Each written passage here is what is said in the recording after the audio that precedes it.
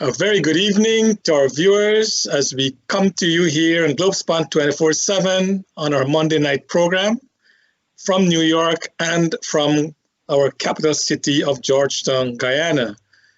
We want to thank Nohar Singh for making this platform available, and of course to Devin Bissou, our technical specialist, who is at pains sometimes to ensure that we are on track. We want to thank our sponsors for being part of this program, and we encourage you, if you like our program, please be a part of that sponsorship. Tonight, before we start, we want to say belated Eid Mubarak greetings to all of our Muslim brothers who just recently celebrate Eid al-Adha, or as we call it in Guyana, Bakrid, where the sacrifice of animals in tribute to the sacrifice of Ishmael and Abraham. Of course, it's a little different in the Christian religion, but the same root of Abraham. So we want to extend to all the Muslims in Guyana and around the world, Eid Mubarak. Tonight, we have no strange in our program as we discuss politics, good governance, the oil contract, and the socio-economic situation in Guyana. Former General Secretary of the People's Progressive Party, former Minister of Government, and he holds various portfolio in the PPP administration. So, Mr. Clement Rohee. Mr. Rohee, welcome to the program tonight. Thank you for inviting me. And of course, with me, my co-host, Dr. Euclid Rose. Dr. Rose, welcome. Thank you, Charles, and to all our folks and our listeners. You're listening to the only fair and balanced network. Mr. Rohee, we had you on this program before, and I know most of us know that you're now retired from politics, I presume, even though you're still active as a member of the Central Executive Committee and the Governing Committee of the PPP. But in terms of your normal day, what do you do? Well, I noticed you use the word retired. I don't actually, that word is not in my vocabulary. I don't know of anyone who has retired me, nor have I retired myself. I still consider myself an active politician. In fact, if you look around the world today, you see many active politicians in the 70s and the 80s. True. And I don't see why Guyana should be an exception to that rule. So I don't use the word retired. I don't consider myself to be retired as such. But, I was thinking of more of being in the administration of the country. And so you're correct. You're not retired from politics, but in terms of active participation in government, that is what I was thinking of. Well, to be actively participating in government, that would have required me to have been identified or selected to serve in the government. So right now, I'm not a serving member in the government, but I consider myself still a member of the People's Progressive Party leadership. And that is the current situation. So what's your day today? What's your normal day look like? Well, my normal day is most of the time I'm at Red House doing a lot of research and reading, which I was actually deprived of for the 20-something years I was in government, more than 23 or so years, and more than 27 years in the parliament. The reading, of course, is more political and more philosophical and ideological nowadays. Whereas in the government, you tend to be more governmentalist in pursuing the policies of the government vis-a-vis the cabinet and your respective ministerial portfolios. So you have to be on top of the situation in respect to the ministerial responsibility that you have, cabinet responsibility, and government as a whole. But nowadays, my sojourn at Red House has to do mainly with a lot of reading of stuff that I never read before, historic documents, writing, submitting articles to the newspapers, especially the Kaituo News and the Starbuck News, and also participating on online discussions with other overseas entities that would call me from time to time to participate in a panel discussion or an exchange of views on a particular topic. So I keep myself occupied, doing a lot of reading. They say a book is your best friend in these days. So I have a lot of best friends now based on books that I've bought on Amazon and reading widely. And that's where it is at this point in time. So your day is very busy with having all this research and everything else. So let's get into the program itself in politics. Do you believe, Mr. Rohee, that we have in Guyana good politicians?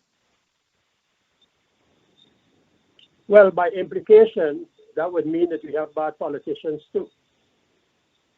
Do we not? Now, how do you define a good politician? And how would you define a bad politician? Because the two, in a sense, could be found in a democracy. So a good politician, in my view, there are certain implications in that definition. Because, first of all, there's no perfect politician. And if you were to look for bad politicians, sometimes a good politician turns out to be a bad politician because he may take bad decisions, like Boris Johnson has done in the United Kingdom, many bad decisions. And there are many politicians in many other parts of the country that take bad decisions. So, and you may have from time to time bad politicians, on the other hand, evolving to be, in the eyes of the people, and this is what is important too, in the eyes of the people, in the eyes of the electorate and your constituency, are you considered, meaning you in general, considered a bad politician or a good politician?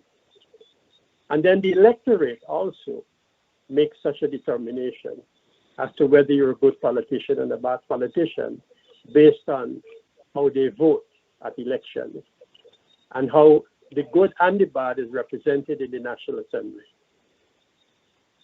But you haven't told us, in your view, what is a good politician? What are the hallmarks of a good politician, in your view? Well, as I said, a good politician is one that is generally accepted and trusted by the people, by his constituents in particular, by the membership of the party he or she leads, whether it's a liberal democratic, whether conservative party, social democratic party, or a revolutionary party. Everything depends on how your membership and wider constituency accept or views you and decides to vote for you to put you in government or in parliament as a majority. In that sense, a person who is deemed a good politician is viewed with certain attributes: honesty, sincerity, constant rapprochement with his people, forthright. But as I said before, a good politician, however you may define that person, could very well make very bad decisions that would not redound to the interests of his constituency and the membership of the party, and if they're in government or opposition, either to the benefit of the government or his opposition benches in the parliament. So one has to take a rather broad view, a holistic approach, so to speak, in defining a good politician. And that's how I see it.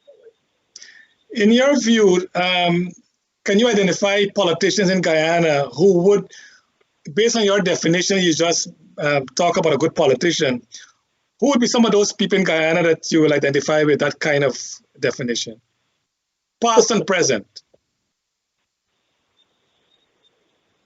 That's a rather complex question. That's a rather complex question. As I said, I know you're trying to buttonhole me to pigeonhole me into making certain statements. No. Please, don't think that way. It's just we have a broad discussion because the Guyanese, as you rightly said, we shouldn't reduce the definition to bring it down to personality. Because if you bring it down to personality, then you will very well have you judging. I know judgmental issues sometimes can get you into trouble. So that if you are to vulgarize, if I'm to use that term, a good politician in terms of the personality, personalities are very complex people. And you may very well make a judgment call that Mr. X is a good politician. And then the next question will be, well, why do you say he's a good politician? The personal attributes are what matters in this kind of excursion to deal with such a matter. Okay, would you say that you are one of those good politicians you just described?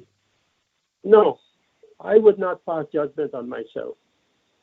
Nor would I adopt a kind of altruistic approach in judging myself. I leave that to other people to judge.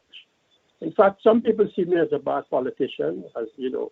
A public figure always would have, in a democracy, persons who like or dislike him. And that happens in politics with all politicians. There's some people who like the individual, some people who dislike the individual, for a combination of reasons. And if you come to talk about Mr. Clement Rohee, there are people who have judged me, whether wrongfully or rightfully. It doesn't matter to me, really. It's a question of how history will judge you in the afterlife. And I like your answer because you don't want to give a mark on your own, which I think is very good. That's why I'm asking you, in your view, and you don't want to tell us, in your view, who in Guyana would you have considered a good politician, past, or forget about the present, let's talk about the past. Was there any past politician in Guyana that you would consider to be a good politician, based on your definition? Well, a good politician, as I said without repeating myself, is defined based on the policies and acceptability on the part of the people who he leads and represents, whether in parliament or out of parliament, whether in government or out of government. If that person, if that individual, since we're talking now personalities, is elected to the parliament or the National Assembly over and over again, that person, in the eyes of his constituency, is viewed as a good politician.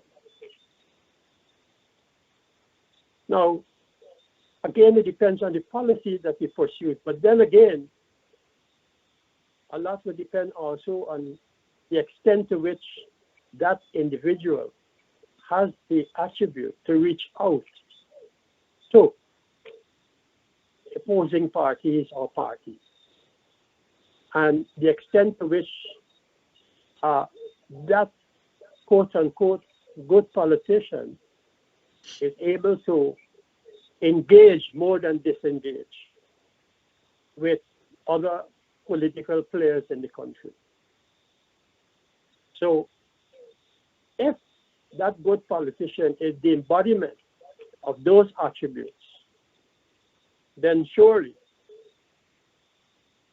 Now, you had a lot of good politicians in the past, but good in what sense? I mean, one could be good for a certain era, but bad for another era. So for goodness sake, I think we have to look at this question more in a dialectically, if I'm to use that term, and in a more complex way, rather than being judgmental. All right. So you're not going to give us a name, that's okay. But I just want to let you know that, I mean, all of us know that in Guyana, we don't have a constituent as you were identifying because we elected on a list.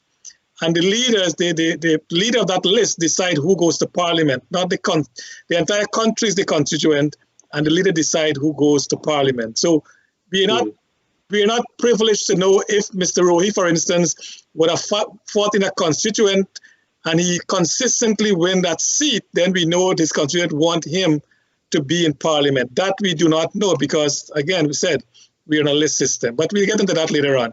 Dr. Rose? Yes, Mr. Rohee, former Minister and General Secretary of the Party. I want to ask you a question we discussed earlier off there. Since the foundation of the party, the Constitution says that it must adhere to Marxism, Leninist policies. My understanding is that that has not changed, but the party today appears to be more of a capitalistic party than anything else. Why the Constitution still maintain that Marxist-Leninist ideology? Well, I think your choice of words in saying that the party must adhere to what the Constitution actually says is that the party uses or utilizes Marxism-Leninism as a guide to action. As a guide to action. In other words, the party has never, in my view, taken a kind of dogmatic approach to interpreting Marxism-Leninism or Marxism within the meaning of a developing country such as Guyana, within the peculiarities of a country such as then British Guyana and now Guyana. So it still is in the constitution of the party that the party recognizes Marxism as a guide to action, which means that in determining its policies and in determining its activities, it may, not shall, it may consider a Marxist approach in so doing. Now, there have been examples in other countries in the world, and I could mention, for example, Grenada, where some sought to mechanically apply Marxist teaching within the context of Grenada as a developing country. This is when I'm speaking about when the split took place in the New Deal movement and the faction led by Bernard Cord versus the faction led by Maurice Bishop. In our view, and we made this analysis after the collapse of the Grenada Revolution, that what Bishop was trying to do in Grenada was precisely what Jagan was trying to do in Guyana during the 1957 to 64 period. In other words, Bishop was sympathetic to Marxist views. But when placed in the context of Grenada, he recognized that one could not, in any dogmatic way, seek to apply the science without taking into consideration the national peculiarities of Grenada. And that is precisely what Jagan did too, so that when Jagan set up, for example, the first industrial estate at Granville, to facilitate, at that time, the emerging capitalist class in Guyana. Because what was happening at that time was that commerce and trade was dominated by the Portuguese and the white British capitalist class representatives in this country. And it was extremely difficult for local businessmen to get a toehold, much less a foothold, in the economy. And so when Dr. Jagan established the industrial estate at Renville, in so doing, he gave the opportunity to local capitalist class not only to emerge, but to develop and to expand. And so if you go to the industrial estate today, you will see how this policy has continued by other PPPC governments. And so when you say that the PPP is now a capitalistic party, I don't think so. Because one has to assess the party through the eyes of its membership. And the membership of the party, the overwhelming majority of members of the party, has always been poor people. Now the middle class is emerging as a significant social and economic group in our country. But if you're to look at the membership of the party, if you're to look at the delegates and the observers who come to party congress, the overwhelming majority, more than 90% of those people are farmers or sugar workers, factory workers, So in essence, the PPP still remains a working class party. However, sometimes that image of the party, by a host of different considerations, and probably because of when the party is in government as it is now, as it has been from 1992 to 2015, the perception always emerges that the party is a party of the capitalist class. But the history of the PPP has always been one of working with what is called the local capitalist class. Take, for example, and I'm running ahead a little here if I may indulge in this. Take, for example, the local content law legislation or the Local Content Act. That act is mainly aimed at facilitating the emergence and the growth of what I call the local upstarts. This is a new group of young entrepreneurs who want space to grow and to develop. And the current PPP administration, vis-a-vis the Local Content Act, allows that to happen. Although recently we've seen Mr. Jagdeo make a statement that there are some foreigners who are seeking to take advantage and to some extent, and these are not his words, these are my words, emasculate the local content law to facilitate themselves to the disadvantage of the new young entrepreneurs who are seeking to have a slice of the cake that has come about as a result of our newly found wealth in oil and gas. We're going to come to that later, Mr. Rohee, but I got a question for you. The party constitution states that it should have Congress should be held every 3 years. But the last Congress was held in 2016.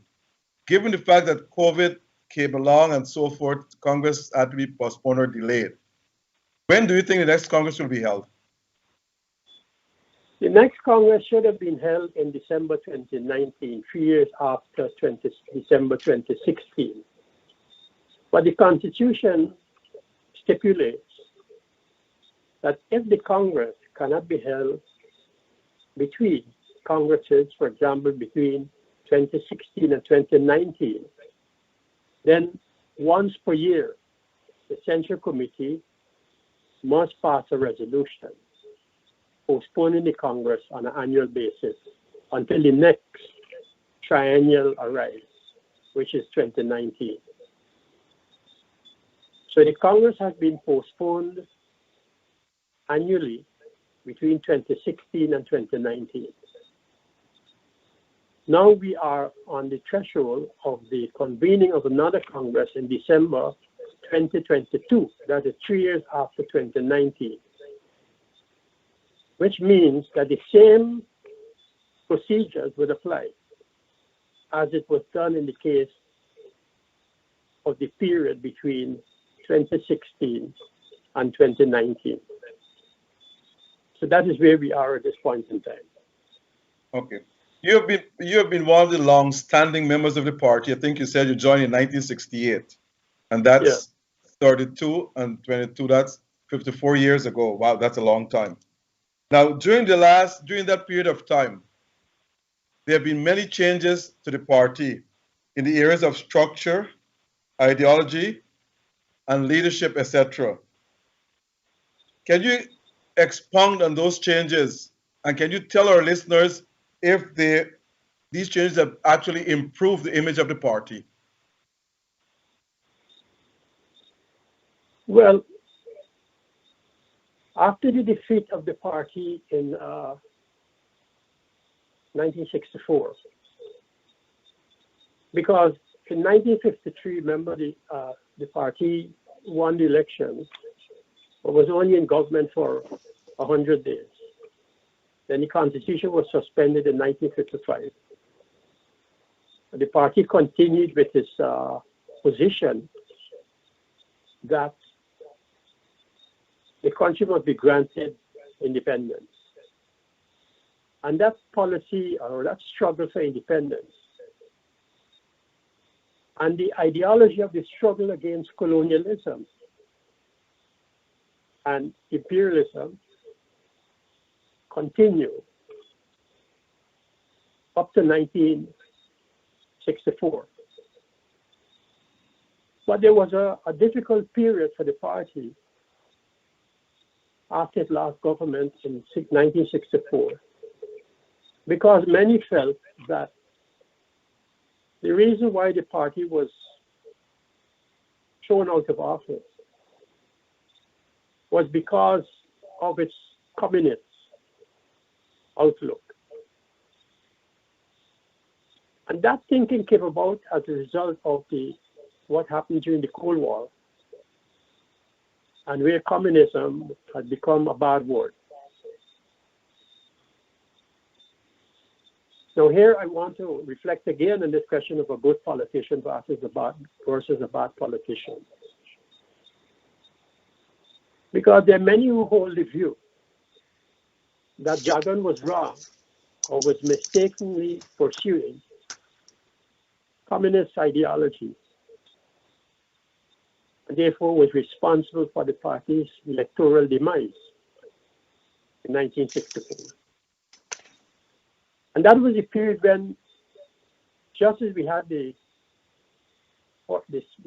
persons who broke away from the party in 1955, we had a number of people who broke away from the party, who split from the party soon after the 64 elections.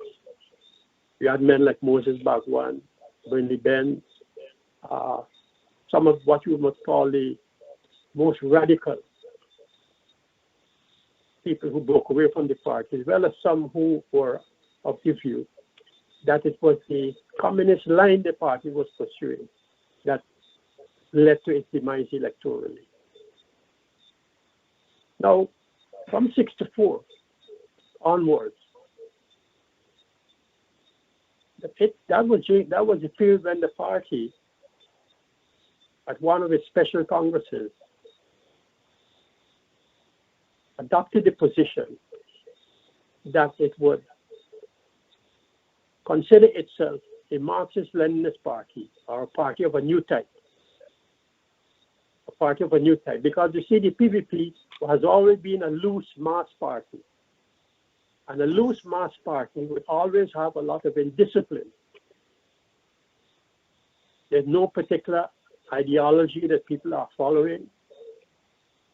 As you pointed out, the structure of the party was completely different. And so when the party declared that it was a new type of party, the structure of the party changed. At the Congress, not by any particular individual, those decisions were taken at the Congress. And so from since then, the constitution of the People's Progressive Party has always had enshrined its belief in Marxist-Leninist thought as a guide to action. Now, quickly, let us fast track to 1974 to 1976.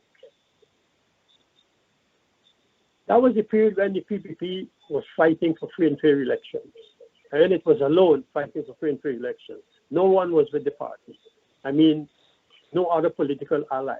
No one thought it was necessary to ally themselves with the PPP. So after the 1973 elections, when the three comrades were shot and killed at on the quarantine in Bordeaux, many members of the party were calling for armed struggle because they felt that that was the only way they could get rid of the Barnum dictatorship. Dr. Jagan held a different view. He held a different view. He was more for engagement rather than disengagement. And so the question of talk attracted the attention of the party. And will you believe it, a lot of people would not understand that after 1973, one of the most violent of the elections in the history of our country, in 1974, almost 1 year after, the PPP and the PNC entered into talks on this question of either shared governance or however we may want to call it. And that was the time when the PPP was given representation on boards, representation at the University of Guyana, and the period when the People's Militia was established, and the PPP encouraged members to join the militia. The PPP supported the foreign policy, which was a progressive foreign policy of Barnum at the time, in the non-aligned movement, opening up diplomatic relations with Cuba and China. And so, to make the point, as you asked, yes, there were changes, adaptations in the policy of the PPP over the years. It is that history, in my view, it is that history that people associate with to accept the People's Progressive Party, because they see the party has a history and they admire the history.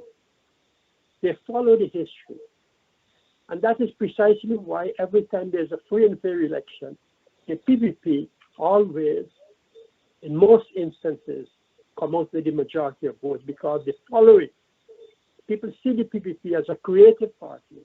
People see the PPP as a party that is able to adapt to changing conditions and to pursue policies in accordance with the changes that have taken place in the political situation in the country. So your answer to the question is yes, people have come around to accepting the PPP. Even when the party went about to create the PPP Civic Alliance, which caused a lot of discussions within the leadership of the party, people accepted that electoral alliance, which eventually became a kind of a strategic alliance. It was never a tactical alliance. It was an electoral alliance of a strategic nature. And that electoral alliance of a strategic nature proved to be correct because even up to today, we can see that the PPP civic has been accepted by its constituents and even a larger following that voted for the PPP. Okay. My question before my colleague comes on.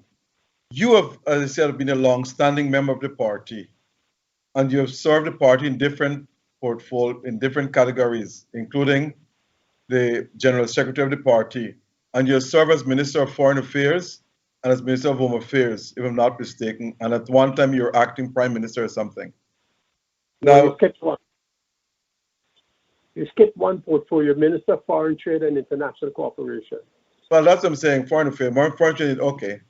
Now, in the last election year in 2020, you were not chosen to become a minister. Did you expect not to be chosen? And if so, why? Listen, I come from a culture which is in joining the PPP, which goes back to my association at the beginning with the PPP.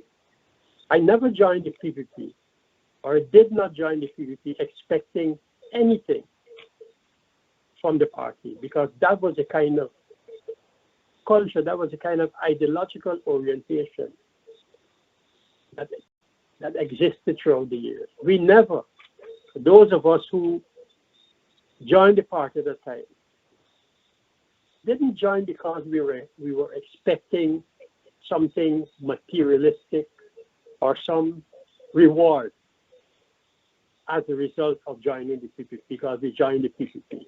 No, because in those days it was mainly struggle.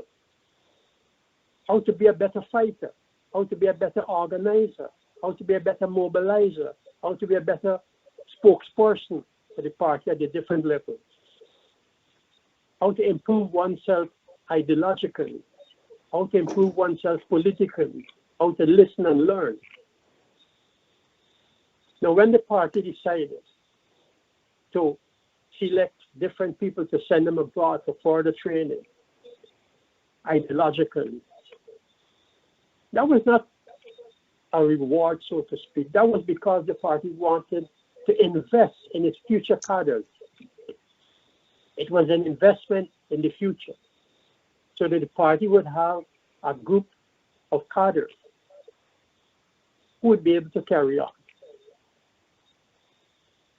Whenever I was sent abroad, and I would tell people, you know, I didn't begin traveling when I became a minister. I was traveling long before then. My first travel abroad was in 1972. And almost every year after then, I was somewhere around the world, traveling, representing the party or the youth organization, because they felt they were confident in me representing the party, the youth organization abroad. But it was the contributions, it was the financial contributions made by the membership. Because in those days, we never had any big businessmen, you know, doling out a huge sum of money to the party. Fundraising was the way in which the party got its resources. And so it was these resources that was used by the leadership to pay the passage or to buy travel tickets, airline travel tickets, to send people abroad. In some cases, it was the institution abroad, whether it was in Eastern Europe or otherwise, that facilitated travel of the individual or the group of individuals to the destination. But whenever the party was sending you somewhere, the party was using its funds, its resources from the membership, and therefore that's why I see the party in the light that I always look at the membership. And I'm always grateful to the membership of the party, these ordinary men and women on the ground who contributed to the party to facilitate our excursions abroad. So I was not disappointed. I was not disappointed that I wasn't elected. Look, I served as a Minister of Government for 23 years. I served as a parliamentarian for over 27 years. I've been to so many countries around the world. I've sat with kings, I've sat with sheikhs, with rulers, with presidents, with prime ministers. I've had my fill. But still I maintain like Frank Sinatra.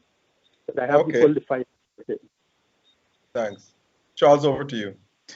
Thanks. Mr. Rohee, you mentioned the financing of the party. There are reports that in the early days of the PPP, it was financed by the USSR. Is there any truth to that story? That's propaganda. That's propaganda. That propaganda was coming from anti-communists at the time, or Cold Warriors, who felt that parties like the PPP could not survive on their own.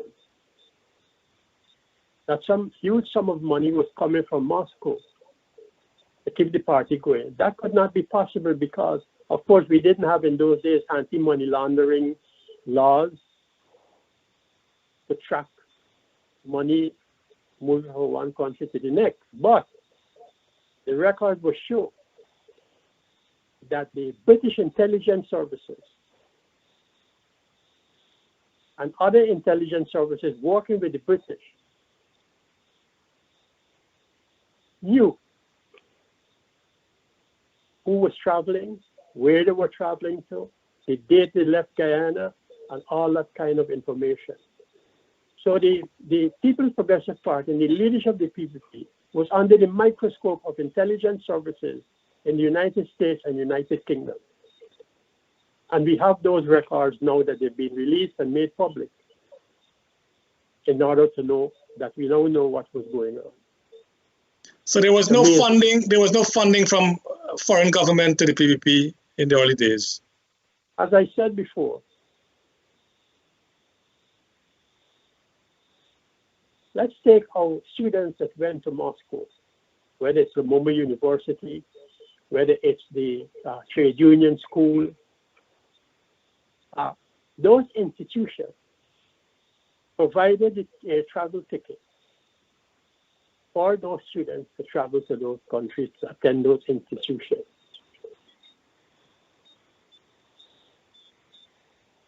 And of course, the special branch knew about these things, but there's nothing they could have done about it because they couldn't stop anyone from traveling. It was against the Constitution. Okay. Mr. Rohee, this year marked the 56th anniversary of our independence. Yeah. In those 56 years, you just mentioned you served 23 as a minister of government. Looking back, what went wrong in Guyana? Why were we, and I'm comparing Guyana with CARICOM, forget about the other part of the world. We look at Grenada, we look at St. Vincent, St. Lucia, Dominica, all the small islands. Their citizens have a better quality and standard of living that we have in Guyana over these 56 years. What, in your view, caused that to Guyanese? Very good question. From 1957 to 64, Guyana was one of the most prosperous countries in the Caribbean, owing to the policies, even though we were still a colony, owing to the policies pursued by the then Jagan administration. The problems came when there was a change of government and PNC together with United Force came to office. Of course, they had disagreement among themselves like we're seeing now, where the AP and UNFC are speaking about a divorce. So the answer I would give to people on this one, and I would say it now also, is that we've had too many experimentations with the social and economic, as well as the political arrangements in our country. What do I mean by that? I mean, for example, Mr. Barnum began the process of rigging elections beginning from 1968. None of the other countries in the Caribbean has a history or legacy of rigged elections, save and except Guyana. And so the political division And here one has to take into consideration the ethnic division. Even Trinidad and Tobago, which has the same type or similar type of ethnic problem like Guyana, never rolled back because the Eric Williams government or the Chambers government never experimented, never rigged an election. But apart from rigged elections, we had the question of the new constitution, the Burnham Constitution, and we had also the experimentation with cooperative socialism. All of these things threw Guyana back many years. So while other countries, even as Malaysia and Singapore, which got their independence much later, while these countries were, to put it in popular jargon, digging up, so to speak, and moving rapidly to improve the conditions of their people and to grow their economy, we were moving backwards. And this is where the struggle has always been. And this is precisely why Guyana has lost so many years. Thankfully, with the PVP back in office in 1992 to 2015, and now back in government again, fortunately with newfound resources, we're catching up and overtaking many. So that is the short and long answer to your question. Yeah, it's a very, very good answer, Mr. Rohee. And I think we'll go to a short commercial break. When we come back, we'll pick up on some of the answers that you gave. I think they're very pivotal for the Guyanese to understand why we're in this backward stage compared to other CARICOM countries. And I think you hit it right on the head there. So when we come back, we'll continue the discussion. Globespan has some very cheap fares for July and August to and from Guyana. Seats are limited, but call Globespan today for these discounted low fares in July and August. In New York, call 718-845-0437. That's 718-845-0437. In Georgetown, call 227-1701. That's 227-1701. And in Berbice, call 337-4287. That's 337-4287. For discounted airfares to and from Guyana, call Globespan today. Are you missing homemade food, snacks, drinks, roti and curries, or have a busy schedule? Then get your favorite curries and roti delivered directly to your home with all from one supplier. Come order your duck, goat, or chicken, fully cooked and ready to eat with dal puri or bus up shut.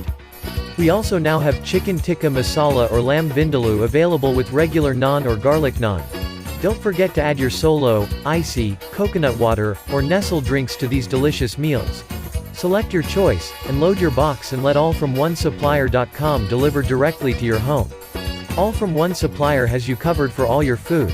Plus if you need pepper sauce, curry powders, fish, meat, ghee, and so much more.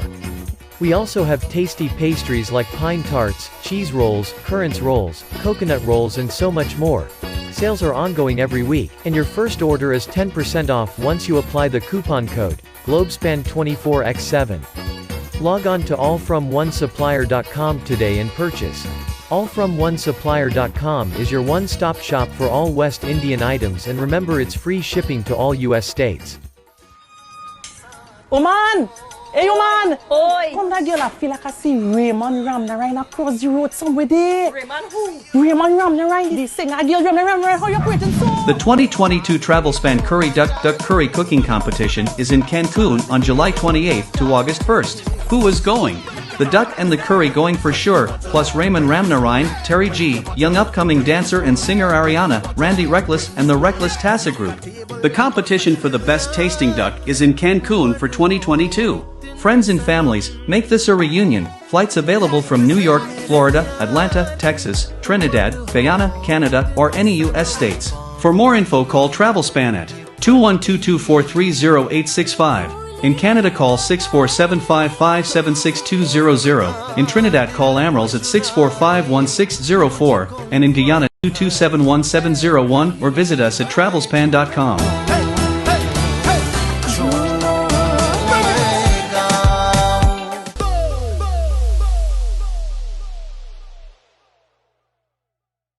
Folks, the Nest Restaurant is the place to dine for Guyanese and Caribbean dishes. It is the best restaurant in Queens, the staff is courteous, and Dave the owner is always there to welcome you. So for a memorable dining experience, visit the Nest Restaurant located at 12717 101 Avenue, South Richmond Hill. Go and make a reservation today, or takeout, call 718-847-4035. Looking for a reliable contractor? Look no further. Call Sings Construction today. At Sings Construction, they can cover all your jobs, interior and exterior. We cover painting, bathrooms, kitchen, doors, windows, tiles, brick, decks, flooring, and concrete. Call Naresh Singh today for your free quote at 91723848180. That's 91723848180.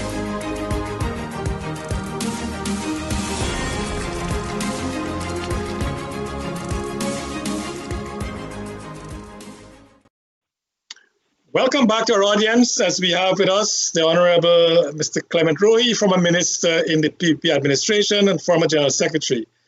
And now he's also an executive member of the PPP. Mr. Rohee, before we went to break, you made some really valid point there. And I think Guyanese need to understand why Guyana was in this dunghill going towards the bottomless pit compared to our sister CARICOM nation. And you mentioned a really good point. One is that no other nation in CARICOM had rigged elections. So in retrospect, had President Burnham not rigged the 1968 elections? Now we don't know what would have happened or not, but do you think Guyana would have been in this bad situation as it was, as we found ourselves after 56 years of independence? Had we not had rigged elections from 1968 onwards, it would have meant that the PPP would have gone into government or continued in government or would have taken the country to independence. Let's say, for example, after the constitutional changes in the electoral system, from first party post to proportional representation, which was put in place in order to keep the PPP out of office. And let's say those were free and fair elections in 1964, and the PNC won the majority of seats, together with a coalition with the United Force. Let's accept that as a historical fact.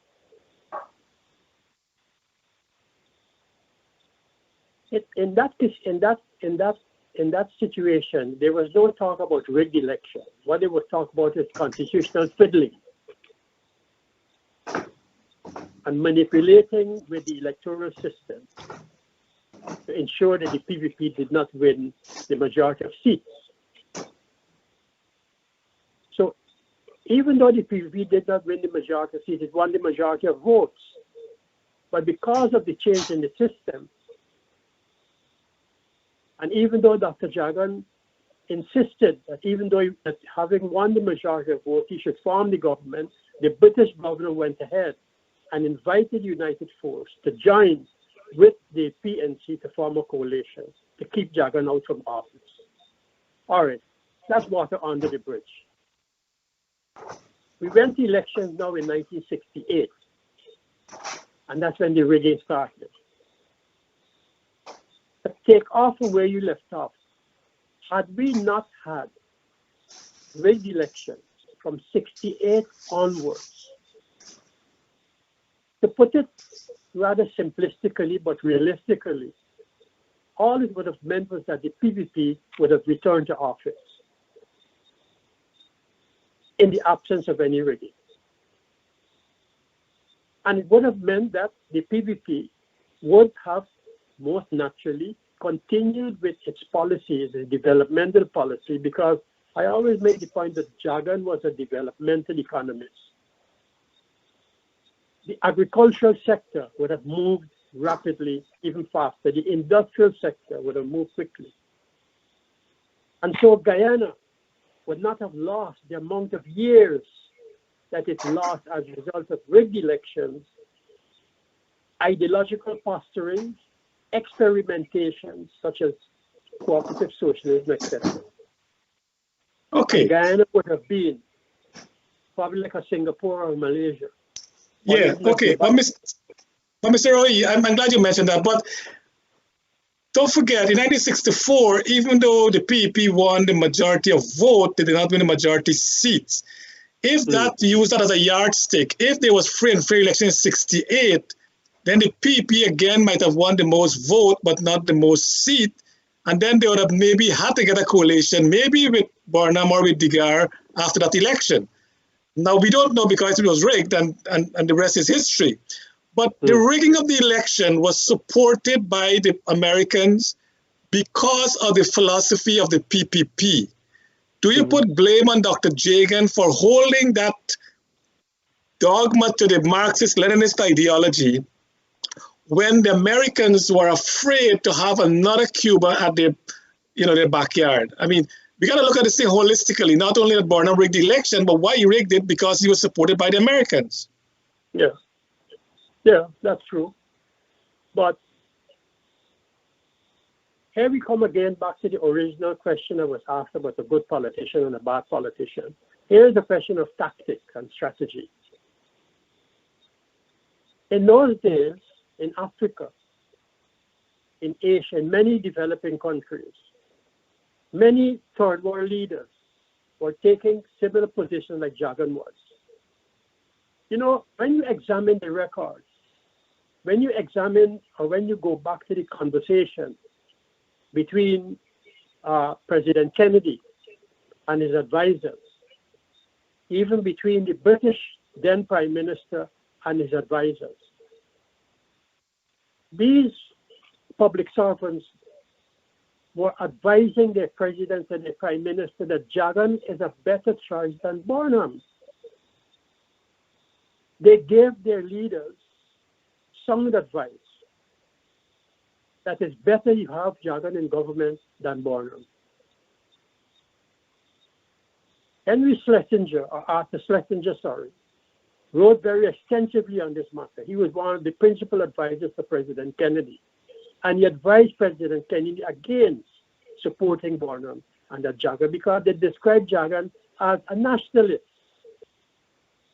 In the same way as Kwame Nkrumah, Jomo Kenyatta, Jawaharlal Nehru, all those people were nationalists. Okay. But I'm saying to you that the propaganda to taint these people was what created the damage. Now, okay, again, Mr. Rohee. Yeah. Sorry, so I'm cutting you off, but I know we got limited time and we want to get to so many other questions. Yeah. And I know that's water under the bridge as well. Let's talk about the Constitution. You talk about Barnum Constitution. I remember in 1978 when you had a referendum, it was like you could sleep on the street and no car would run you down because the street was empty. You can remember those days. But still Barnum won with like 80% of the people voted, which was another rigged referendum. Then in 1980, we had the Barnum Constitution. Cherry Jagan, was appalled at the Constitution. He spoke so bad about it that this is a dictator Constitution. We got to get away with it. He had a chance to do it. 23 years. We still have the same Constitution. Now, not 23, but many, many years after that. Why didn't the PPP change the Constitution when they went to government in 92? Okay. But before I come to that, just quickly, you have to bear in mind that there was a massive boycott of the referendum. I'm sure. Yeah, we know that. We know all of that. Yeah. All right. Now, moving off from that premise, and the question now arises as to the efficacy of the Constitution vis-a-vis the PPP in government. Dr. Jagan has always been making the point that it is not so much the Constitution per se, it's the politicians in government who would use the Constitution to their advantage. So you can have, like for example, in the United States, there's no Constitution, but there's a democracy. But Mr. Rohee, can I stop you? Can I stop you there? Sorry, I'm just on dialogue, please, if you don't mind. If Dr. Jagan knew that it's not the Constitution, but the politician, did Dr. Jagan think that he would have been there for the next 20 years? So that because he being a good politician, in my view, he was, did he think that he would have been there for so long that the Constitution doesn't matter? I mean, that's kind of, isn't that short-sighted of a leader? No. Jagan was not a dictator like Bonham. Jagan did not establish a dictatorial regime and use the constitution and introduce the constitution towards that end. Jagan went in there, found a constitution, knew about the constitution, the history behind it, and was not interested in establishing authoritarian rule or dictatorship. And so, if you look at the period of 1992 to 2015, what manifestations of authoritarianism or a dictatorial rule could one find? None whatsoever, even though the Bonham Constitution was in place. Now the PPP is back in office. Now that the PPPC is back in office, have we seen any authoritarian, any police state, any dictatorial tendency on the part of the Afanali administration that would say, hey, this constitution is what is the problem? No. Notwithstanding that, we know that a constitutional commission has been established to institute or to consider certain reforms of the constitution, which was a big thing, as you would recall, in the run-up to the 2020 elections and in the aftermath of the election. So hopefully the PNC on the North would participate in that process and work together in order to establish whatever reforms that need to be taken in the constitutional reform process. Okay, if you speak of the support of the PPP, they will tell you there was a lot of dictatorial policy of the PPP, and of course, if you talk to the PP supporter, there was still a lot of dictatorial policy of the PNC. And that is, both sides will accuse each other of dictatorial, because we don't have in Guyana, even though it's set up to be independent institutions like the public service, the police service commission. As you know, right now, that is in court. The CJ is hearing a matter of that on the 20th. But most of the institutions that were supposed to uphold our constitutional rights, in the view of the public, the party in power nominate their people to be in those commissions. How is that independent when you're putting your people in those bodies when it should be representing the entire country? And in that context, I'm saying, yes, the Constitution is saying one thing, and of course the leader, the president, has to do the nomination and the election and swearing in of those people. That is dictatorial. Well, I don't know what you mean by your people, because if you look at the persons who now sit on the commissions that have been established, if you look at the Public Procurement Commission membership, I don't think you would define every single one of those persons as one of the PPP's people, so to speak. Of course, the party, and we have to follow the Constitution.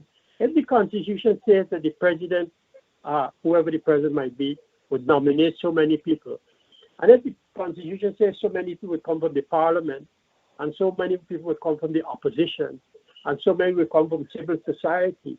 Now, it is obvious that we will have to follow the Constitution in appointing the different people. And that is precisely what has happened. That's the point, Mr. Rohee, and that's the point. I mean, look at the public utilities, the procurement commission was just sworn in by the president. There are 6 members of that commission. Is it 6? Yeah. 4 of those are Indo-Guyanese, 2 are African Guyanese. Where is the representation of the Amerindians? I mean, are we not realizing, and that's why Lee Kuan Yew from Singapore was such a great leader. He recognized that in the sight of the public, ethnicity means a lot. So when in the case of the APNU, they had a police commissioner and 4 deputies, all of African descent. That was not a good optic. Now we have the Public Procurement Commission, 6 members, 4 of Indians, 2 are Africans. Is that representation of population? And the answer obviously is no. But that is what I'm saying with our Constitution. It allowed the president to do certain appointments, but it's done basically within the party that governs. It's a parliament approves a nomination, but who controls parliament? The government. So the president and the parliament together controls that part of it. So It's really a messed up arrangement. And I'm saying unless we get real constitutional reform or a new constitution and make these bodies independent of government, then we'll have a good society like Trinidad have, like Barbados have, like Grenada has. All these people they have great independent institutions. We don't have it. We pretend to have one, but it's not. Okay, well, I respect your view on that issue. And as I said before, the government or the government of the day has to follow what the Constitution says. If the Constitution would require, or if there's a demand, or if in the course of the consultations that take place, sees the need to change that, just like it saw the need to change the terms of the president to have 2 terms, well then so be it. But those are issues that have to be taken into consideration during the discussions and the consultations nationwide towards a new constitution. You're right in the sense that it does create certain optics in the society. But you see, we have this complex situation. We have this complex situation of where governments assume office and they look. You see, for example, the Public Procurement Commission states that certain people who ever go to that sit in that commission, who are nominated to sit in that commission, must have certain qualifications. And therefore, those qualifications are gone through with a fine-tooth comb. Even the person who is representing the opposition or nominated by the opposition has to have certain qualifications. I believe that if they didn't have those qualifications, as it happened before, the government would have objected, and I think that's what led to the delay in the appointment of the Public Procurement Commission over a period of time. But it is a challenge, and I agree with you that it is a matter that will have to be looked at by future generations.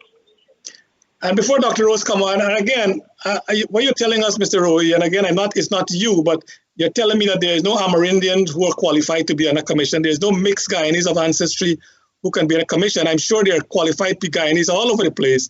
But again, optic means a lot, but again, it is what it is. Dr. Rose? I beg your pardon, I'm not saying that at all. I would be the last person to hint at a discriminatory act on the part of government. And I think the government would be shooting itself in the foot if it was to be perceived as acting discriminatory against Amerindian people. Right now, they have a big two-show conference going on. Amerindian Heritage Week is being celebrated.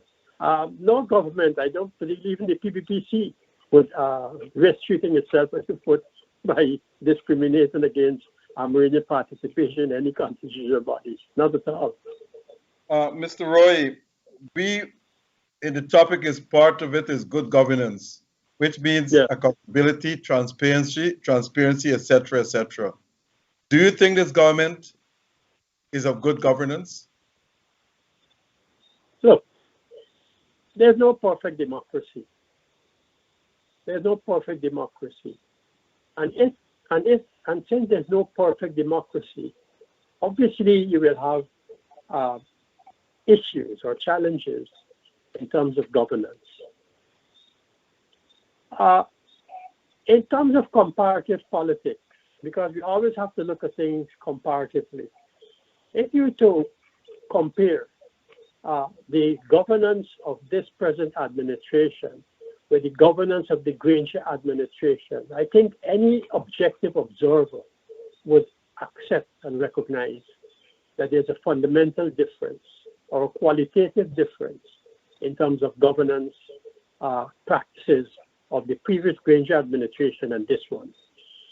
But notwithstanding, we have to agree that there are imperfections along the way. And the press, the media, and sometimes members of civil society and of other political parties who are in the opposition have made their voices heard on the question of governance. The government recently had 2 outreaches, one in the Ranville area and one at Buxton. And there you have the voices of people being expressed on issues which they consider to be of great interest to them personally and also from a community point of view. These are all governance issues. What these people are raising are issues that they believe are of fundamental importance either to them or the community. And that, in a sense, is governance. So it's related to the governance question. And so I come back without repeating myself to the issue that there's no perfect governance in any society. Any democracy will always have an opposition, rightfully or wrongfully so, pointing to what they perceive to be cracks in the governance system. You will have the trade unions, you'll have civil society, you'll have individuals, you have the representatives from the media doing that. And so where does the truth lie? The government will continue, or a government will continue insisting that it's trying its best in terms of good governance.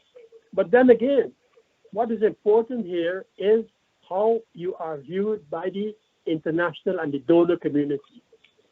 So far from what I've observed, save and except the OAS, which is questioning the government on a certain matter with respect to the Amerindians in the Ishineru area, that might be the only thing that I have seen where the international and the donor community has made their voices heard in terms of governance. They have made statements from time to time, but not earth-shattering statements that will create a tsunami in respect to the governance practices by the current PPPC administration.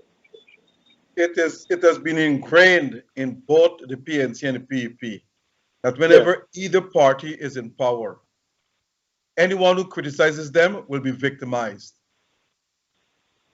I'm not going to ask you the questions about the PNC, but do you think the PEP government right now is above criticism? Why not? Of course not.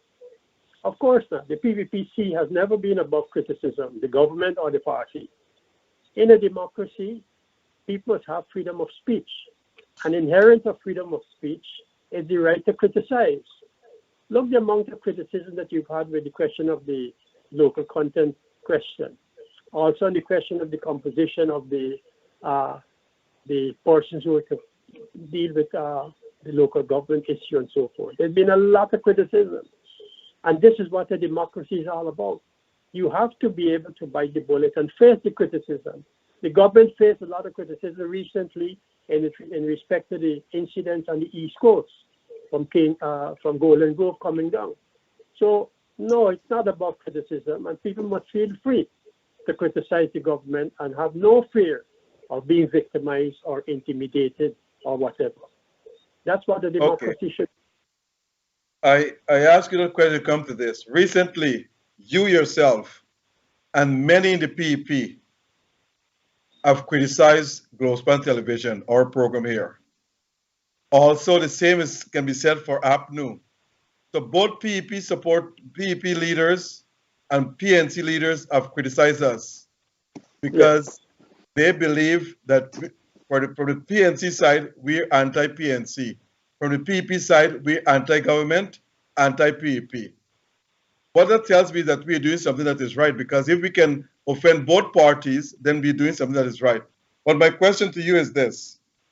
A minister in this government told me personally that he will never come back on this program because we're criticizing the PEP party. And I told him, name me one specific incident when this happened. He said he don't have time for that. But the question remains, he accuses us of being critical of the PEP party. My question to you is this. We do not oppose you when you speak. We let the audience be the judge for us. So why is it that the PEP and some of its leaders have taken the stance that we are anti-PEP, including yourself? Well, in the earlier days, you're right, in the earlier days, I would be I wouldn't use the word very, I used to be somewhat critical of the way the programs are managed. The way the programs are managed and the kind of questions that are asked or posed to the guests on the program. And the way in which when the guests gave an answer, the way in which the moderators you and Mr.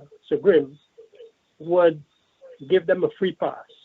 Now, I don't know whether that was intentional or whether that had to do with, as you said, allowing free speech by the participants. But be that as it may, I think that comes with the territory. In any television program or show of this kind, I noticed several others have come on stream. You will have, I mean, I follow all, I don't say all, I follow a lot of the trends on these programs where I see all kind of outlandish comments, racist comments, comments without foundation, criticism without foundation. And after a while, I just, hop off the trend or following it. I can't recall. I haven't seen all the Globespan programs with you and Mr. Sugrim, but I've seen quite a number of them where you have had ministers on your program. And at one time I was wondering whether Globespan has become a governmental program because it was like which government you talking about? No, I'm talking about the PPP government. Okay, go ahead. Okay. I'm talking about the PPP. But in recent times, there have been a number of ministers, one after the other, on your programs.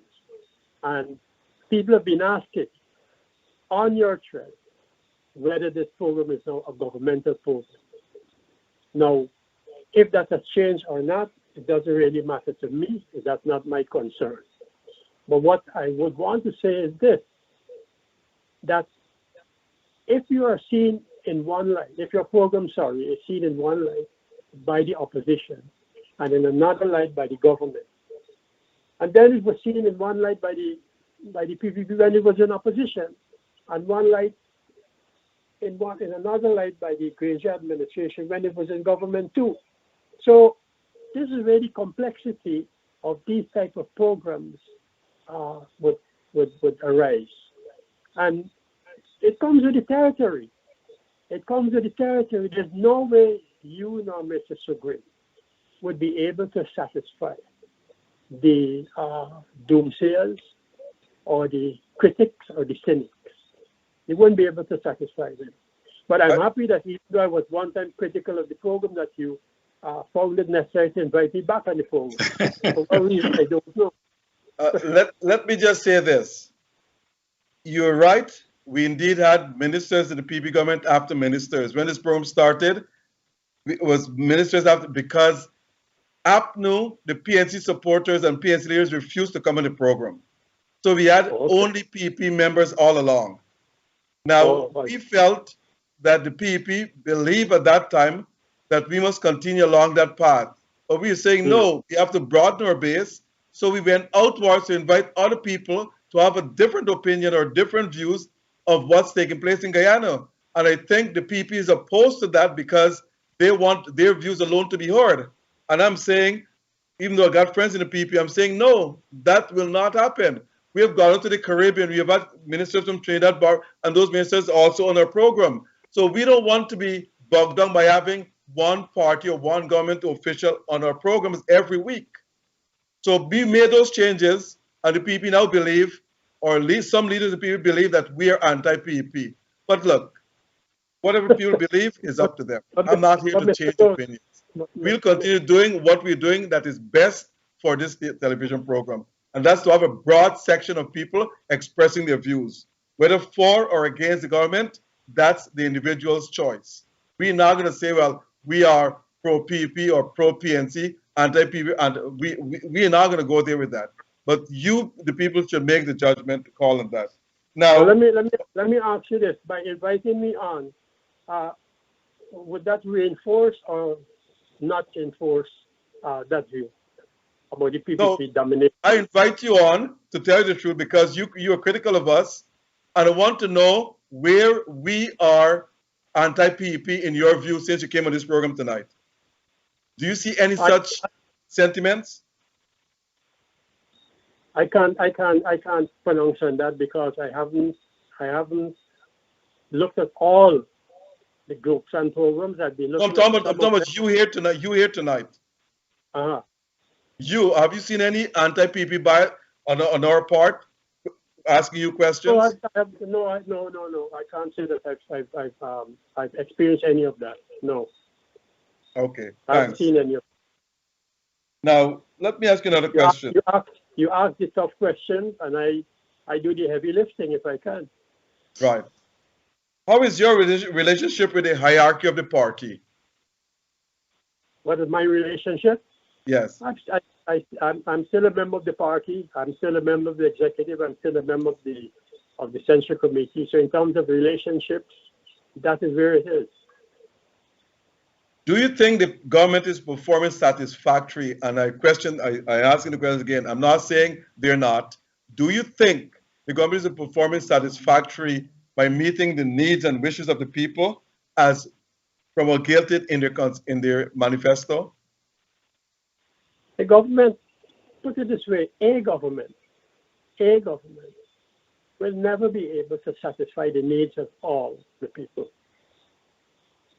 And even when, let's say, they seek to satisfy the needs of those persons who are opposed to them politically by virtue of being in the opposition party,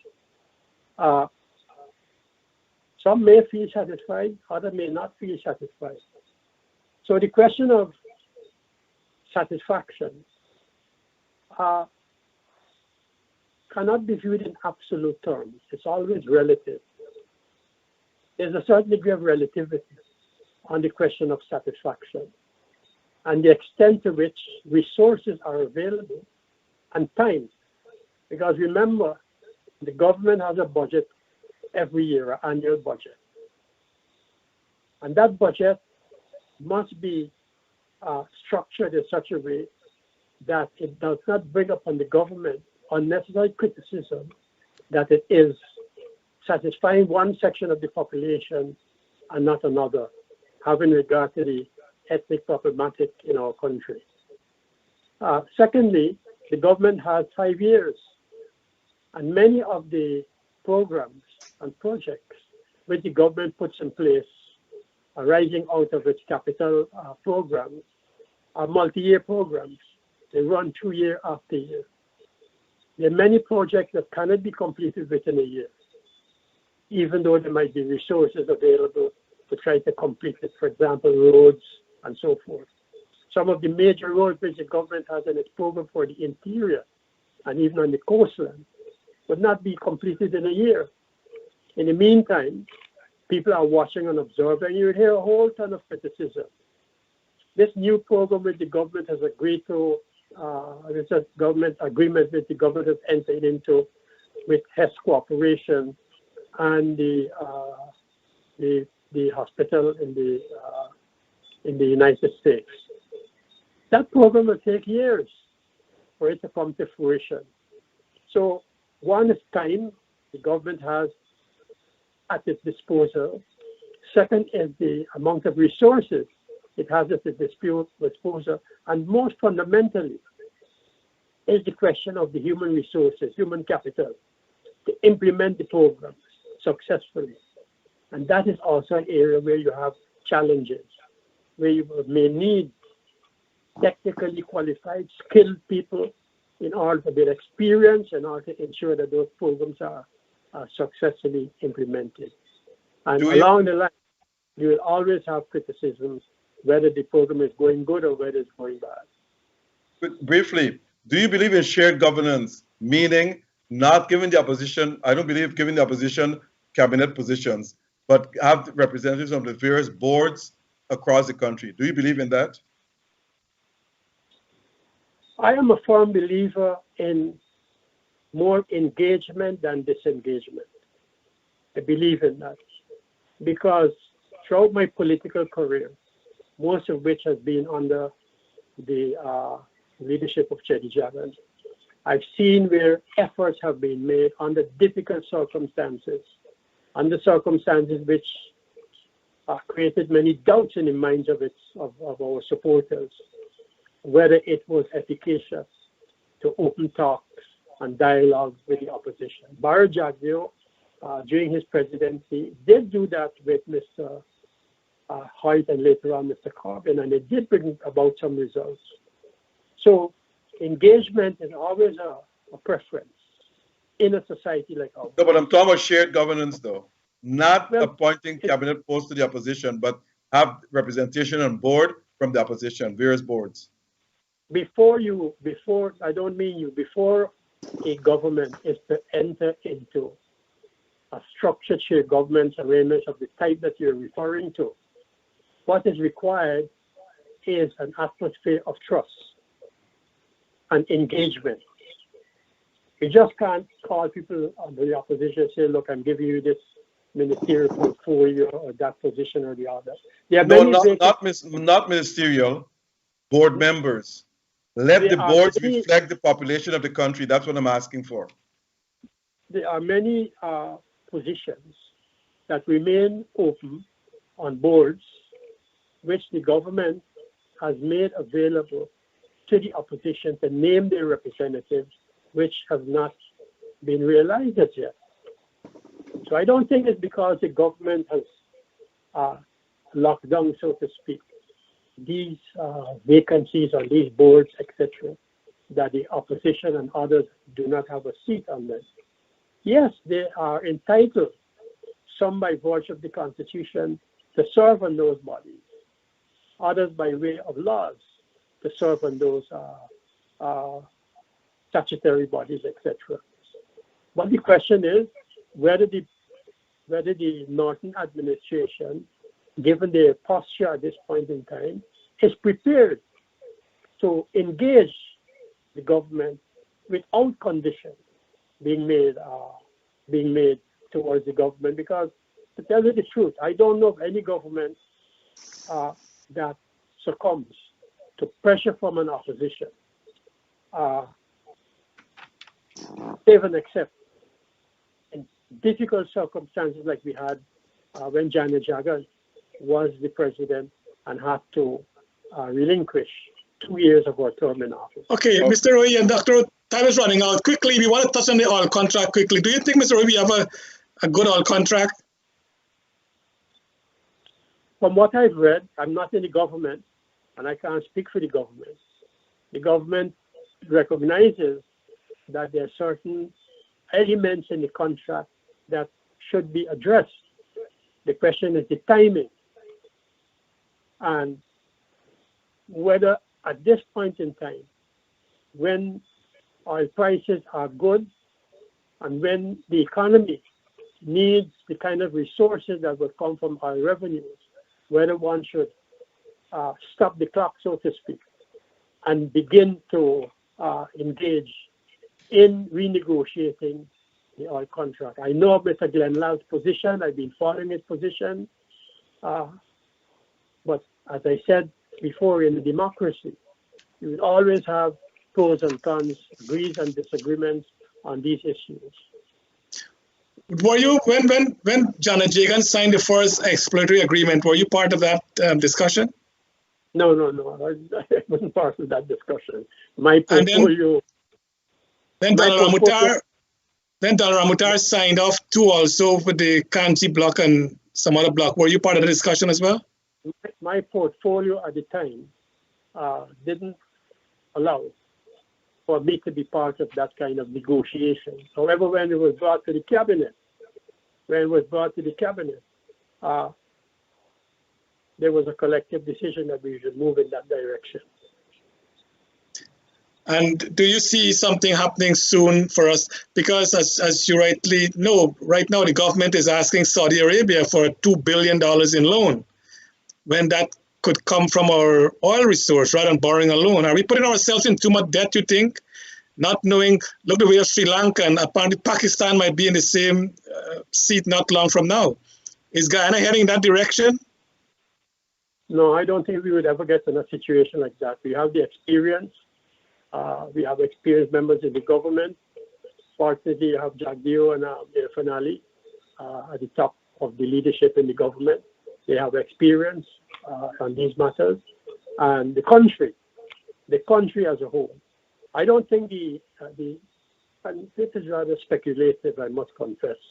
I don't think the opposition or civil society would sit and watch Guyana descend into a situation like that.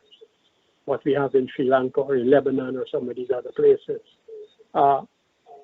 There's a certain degree of patriotism that exists around the country.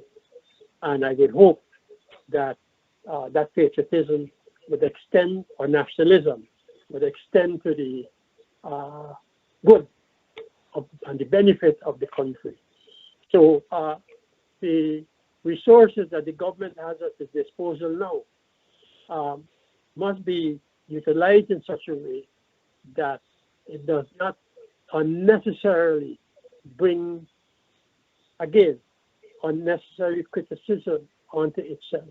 And it would seem as though that, notwithstanding the fact that it's trying its utmost with cash grants here and cash grants there, even that people are criticizing as insufficient. But again, we return to the question of democracy. But you know, Mr. Rohee, with one, and time is out on us, but one oil spill, all the revenue dries up, and we still have a burden of debt to the service. So I'm saying, you know, in looking at the revenue, yes, but we also got to look at what if analysis. What if this happened? And I don't know if the government is really focusing on those situations. One oil spill in the Gulf cost $60 billion to clean up. So there we go. I have absolutely no doubt that the government is aware of these situations in other parts of the world. They must be aware of it, and they must be thinking or must have policies in place on how to address it, notwithstanding the fact that speculations and what-if situations have been raised by many Guyana watchers. But we've had a lot of accused with debt problems in this country. Jack Dio has been one of the principal movers and shakers on the question of debt relief, which was the base of which was laid by Dr. Jack. And I don't think Jack Dio would sit there and allow and see with eyes wide open Guyana sliding into a question of foreign debt without knowing what are the dangers inherent in a repetition of what happened before. We also have a very experienced finance minister, very capable man who is there also. So one has to give some degree of trust in these gentlemen, although, as they say, it's difficult to trust politicians, but they're in government, and you have to give them the benefit of the doubt. There will be doubts, but the benefit of the doubt must be given, because if they don't, next elections, the electorate will make a decision on how they feel the result should go. And on that point, great point, we'll have to bring the curtains down. Anything in closing, Mr. One minute, Mr. Rohee, Charles. Mr. Rohee, on a scale of 1 to 10, how effective do you think the government is managing the affairs of the country? 10 being the highest. I would give them a 9. A 9, okay, thanks. Yeah, I would give them Hey, Mr. Rohee, in closing, is there anything you want to tell our audience? Well, I'm very happy to be back on the program, and I hope this will be the last and the final one. The two of you will judge the extent to which the views I've expressed was balanced and was to your satisfaction, and to the other organizers of the Globespan program. I hope that the views that I've expressed has met with the satisfaction of those who were listening in and out of government. And I know there are a lot of people who called me to tell me, hi, Clement, I'm going to be listening out to hear what you have to say. So I hope that those persons are not fully satisfied, at least partially satisfied, on a scale of 1 to whatever they would want to give me. I don't know. I will leave that to them, contrary to what Mr. Rose asked me. Of a scale of 1 to 10, I would measure the government. I would leave that to them to measure how I performed on the program.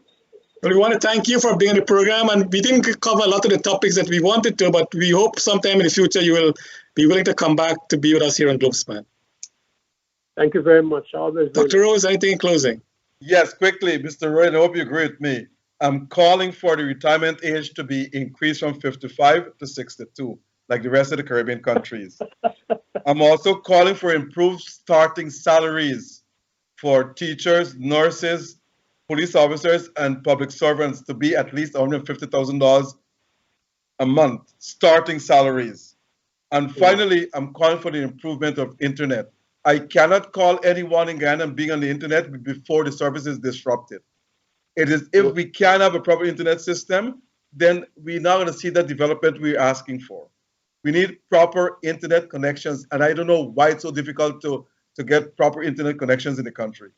So I'm calling for those three things, and I hope those who have ears to hear will hear. Thank you. And in closing, we want to thank, remember our first people, as Mr. Rohee said, as the Tushas are meeting now at the Auditorium Convention Center to wish them well in their convention. And it's Heritage Month for the Amerindian this month, Mr. Rohee? September, sorry. Right, I thought it's September, but this week they're celebrating a special week for them. So good luck to the Tushaw and our Amerindian brothers and sisters. Again, we want to thank all of you for being here, to our viewers, to our sponsors, to Devin, and to Noah. Until next week, good night. God bless our great country of Guyana.